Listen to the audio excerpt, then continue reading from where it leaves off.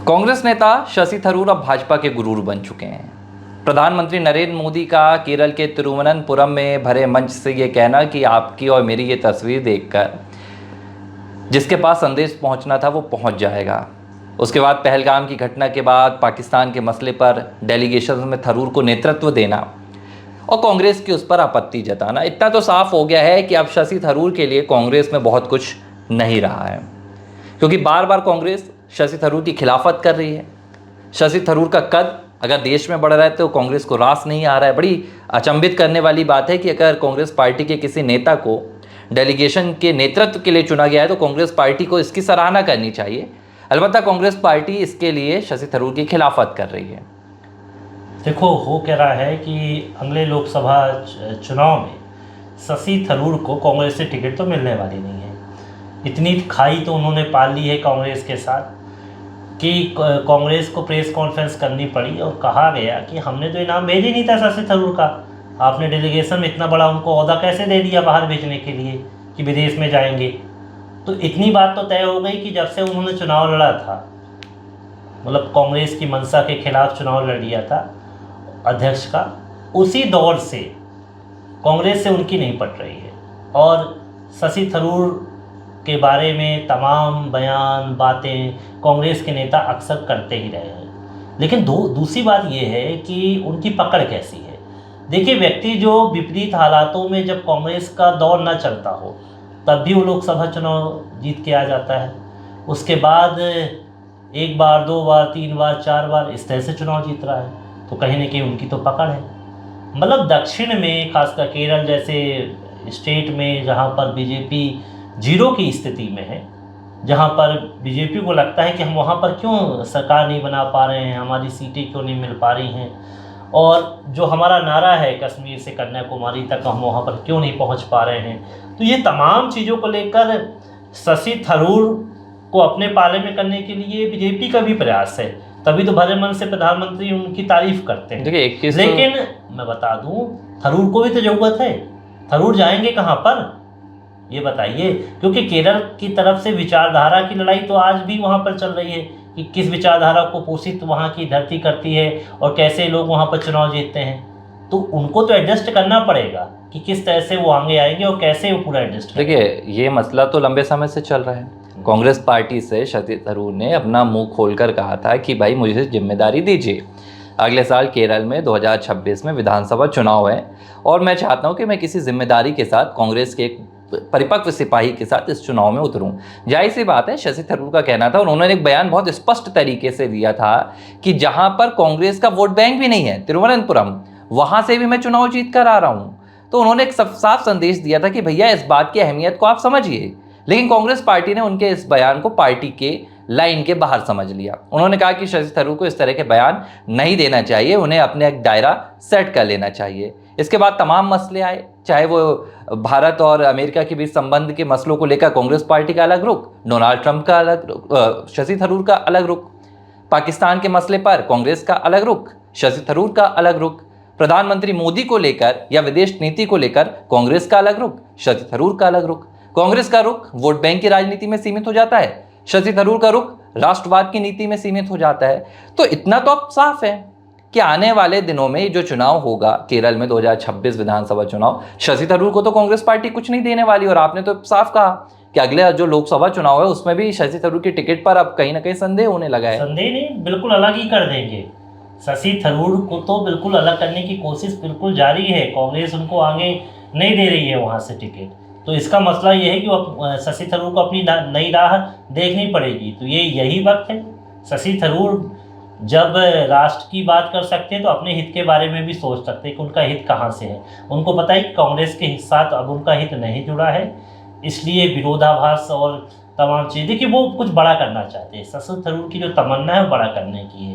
केरल में उनको अगर प्रतिनिधित्व मिलता है तो बेहतर करेंगे, और बीजेपी को भी ऐसा चाहिए कि दक्षिण पे प्रभाव जमा सकें। तो शशि थरूर जैसे बड़े कद के नेता को अपने साथ शामिल करेंगे, ये पूरा संभव है। बीच में हम बातें कर भी रहे थे कि क्या शशि थरूर बिल्कुल ज्वाइन ही करने वाले हैं। तो देखिए, ऐसी बातें जब निकल के आती है कि जो एक समूह कांग्रेस के नेताओं को बना था वो भी तो किनारा कर लिए थे, और उसके बाद फिर धीरे धीरे उन्होंने कांग्रेस छोड़ी ना। तो कांग्रेस तो छोड़ रहे हैं लोग। देखिए, एक चीज़ है ना कि शशि थरूर ने एक बयान में अपने ये भी कहा था कि उनके पास कई रास्ते हैं। अब वो एक तरफ ये भी कहते हैं कि वो कांग्रेस पार्टी छोड़ेंगे तो देखेंगे कि वो क्या कर सकते हैं, लेकिन सवाल ये है कि वामपंथी विचारधारा के शशि थरूर है नहीं। उनकी विचारधारा राष्ट्रवादी है। वो एक ऐसी पार्टी में जाकर चले गए हैं जिसकी शुरुआत तो राष्ट्रवाद से हुई थी कहीं ना कहीं। देश की आज़ादी के आंदोलन में उसका हाथ था, लेकिन अब वोट बैंक की और तुष्टीकरण की राजनीति में सीमित हो चुकी है। और भाजपा के साथ सिर्फ शशि थरूर की राजनीतिक यहाँ पर दोस्ती नहीं है, एक वैचारिक दोस्ती। आप देखिए कि शशि थरूर के जो विचार हैं वो भाजपा से मेल खाते हैं। भाजपा की विचारधारा क्या है? राष्ट्रवाद की विचारधारा। शशि थरूर उस विचारधारा से मेल खाते हैं, तो इसमें कोई दो राय नहीं है कि अब मुझे लग रहा है कि जिस लिहाज से नज़दीकी निकल कर सामने आ रही हैं और बाकायदा प्रधानमंत्री शशि थरूर को तवज्जो दे रहे हैं, क्योंकि प्रधानमंत्री की एक आदत है, चाहे वो भाजपा का एक छोटा सा कार्यकर्ता हो, योग्यता को तवज्जो देना पीएम मोदी का एक खास अंदाज है। और वो जानते हैं कि शशि थरूर पार्टी किसी भी में हो, इससे फ़र्क नहीं पड़ता है, लेकिन अगर वो योग्यता रखते हैं तो उनका सम्मान होना चाहिए। तो इस बात में बहुत दो राय नहीं है कि 2026 में केरल में शशि थरूर भारतीय जनता पार्टी के साथ भी नजर आ सकते हैं। नहीं, इसकी पटकथा लिखी जा चुकी है। धीरे धीरे ये जो विचार हैं, ये तमाम चीज़ें जो निकल के सामने आ रही हैं, बीजेपी के साथ उनकी जो नज़दीकियाँ हैं वो भी जग जाहिर हैं, और उनके पास अब रास्ता भी कोई बचा नहीं है। आपने कहा कि वामपंथी विचारधारा के वो है नहीं, राष्ट्रवादी विचारधारा के हैं, और उस राष्ट्रवादी विचारधारा के लिए अगर है तो उनको बीजेपी में जाना ही होगा इस विचारधारा को आगे लेकर। तो ये तमाम बातें निकल कर सामने आ रही है। और देखिए, बीजेपी के लिए भी दक्षिण में मुश्किल जा रही है। बीजेपी को चेहरे तो नहीं मिल पा रहे हैं दक्षिण के, जो कुछ चेहरे मिलते हैं तो उन पे कई आरोप लग जाते हैं, तो वो चेहरे आगे नहीं हो पाते। तो इन तमाम चीज़ों को देखते हुए बीजेपी को जो समस्या आ रही है वहाँ पर, खासकर दक्षिण स्टेट में, तो उन सब समस्याओं के समाधान करने के लिए सिर्फ मैं केरल की बात करूँ तो आप केरल तक सीमित मत रहिए, सिर्फ और भी जगह जो दक्षिण के स्टेट हैं वहाँ के लिए भी शशि थरूर बेहतर काम कर सकते हैं और बेहतर रणनीति के तहत आगे बढ़ सकते हैं। तो देखिए, महत्वाकांक्षा तो जो होती है वो शशि थरूर की भी है कि हम काफ़ी आगे बढ़े और तमाम मसलों पर आगे बढ़े। तो ज़रूरत तो उनको भी है कि एक ऐसी पार्टी मिले जो काम करे। तो जैसा आपने कहा कि वहाँ पर तिरुवनंतपुरम से अगर वो चुनाव जीतते हैं, जहाँ पर कि कांग्रेस का वोट बैंक बेहद सीमित है, ऐसे हालातों में भी अगर वो चुनाव जीत कर आते हैं, लोकसभा में पहुँचते हैं, तो जाहिर सी बात है कि अगर वो बीजेपी के साथ वहाँ से लड़ेंगे, या स्टेट की अगर केरल की बात करें, वहाँ पर अगर विधानसभा चुनाव लड़ते हैं, मुख्यमंत्री के लिए अगर बात आती है, ये तमाम बातें अगर निकल कर सामने आती है तो उनके लिए ही अच्छा होगा। क्योंकि एक चीज़ तो साफ है, शशि थरूर ने अपने बगावती तेवर अब सार्वजनिक तौर पर दिखा दिए हैं। ये पार्टी की एक चर्चा थी कि मुझे जिम्मेदारी दी जाए, मुझे ये दिया जाए, वो दिया जाए, एक अलग बात थी। लेकिन जब ये डेलीगेशंस का मसला सामने आया और कांग्रेस ने आपत्ति जताई, चाहते तो शशि थरूर वहाँ पर स्टेप बैक ले सकते थे, शशि थरूर पीछे हट सकते थे कि चलिए ठीक है, पार्टी नहीं चाहती है तो मैं नहीं जाऊँगा। लेकिन शशि थरूर ने पार्टी की नहीं सुनी। शशि थरूर ने इस पर गौरवान्वित महसूस किया कि मुझे देश के लिए कुछ करने का मौका मिल रहा है। इससे साफ उन्होंने एक संदेश दे दिया कि आप अपनी लक्ष्मण रेखा अगर राष्ट्रवाद के खिलाफ ले जाकर खींचते हैं तो मैं ऐसी लक्ष्मण रेखा को एक बार नहीं बार बार पार करूंगा। और उन्होंने भी यही किया। प्रधानमंत्री नरेंद्र मोदी के इस पूरे फैसले का उन्होंने सम्मान किया और उन्होंने कहा कि पूरी मजबूती के साथ जाएंगे और दुनिया भर में भारत का ऑपरेशन सिंदूर की, पाकिस्तान के पूरे स्टेट स्पॉन्सर जो एक तरह का आतंक है, इसकी व्याख्या दुनिया भर में करेंगे। और मुझे लगता है कि इस पूरे दौरे के बाद ही शशि थरूर जब वापस आएंगे तो उनके लिए जो सोच कर रखा गया है या उन्होंने जो सोच लिया है उस पर मुझे लगता है कि सार्वजनिक ऐलान भी हो सकता है। देखो, दबने वाले नेता तो है नहीं, दब के तो काम करने वाले नहीं हैं। जब वो स्वयं चुनाव लड़ सकते हैं कांग्रेस की ओर से, तो वो आगे बढ़ने के ही लड़ सकते हैं।